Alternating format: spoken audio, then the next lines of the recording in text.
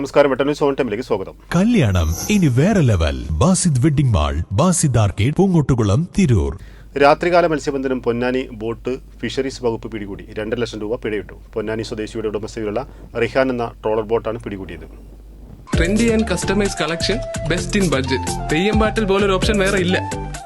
Marine enforcement CI Shanmughan, CPO Sharankumar എന്നിവരുടെ നേതൃത്വത്തിലാണ് താനൂർ ഹാർബറിൽ നിന്നും കടൽ പട്രോളിങ്ങിനിടെ ബോട്ട് പിടികൂടിയത്. പറവണ്ണ പടിഞ്ഞാറ് 1.5 നോട്ടിക്കൽ മൈൽ അപ്പുറം രാത്രികാല മത്സ്യബന്ധനം നടത്തുന്നതിനിടെയാണ് പിടികൂടിയത്. രാത്രിയിൽ മത്സ്യബന്ധനം നടത്തുന്നത് വഴി മത്സ്യസമ്പത്തിന്റെ ഗണ്യമായ കുറവ് കടലിൽ ഉണ്ടാകുന്നതായി പറയുന്നു. ഇതുകാരണം പരമ്പരാഗത മത്സ്യബന്ധന മേഖലയിൽ മത്സ്യലഭ്യത കുറഞ്ഞുകൊണ്ടിരിക്കുകയാണ്. വരും ദിവസങ്ങളിലും ശക്തമായ പട്രോളിംഗ് ഉണ്ടാവുമെന്ന് ADF പൊന്നാനി TR രാജേഷ് അറിയിച്ചു. റെസ്ക്യൂ ഗാർഡുമാരായ അബ്ദുറഹ്മാൻ, അലി അക്ബർ, യൂനസ്, ബാബു എന്നിവർ പങ്കാളികളായി. വെട്ടന്യൂസ് പൊന്നാനി.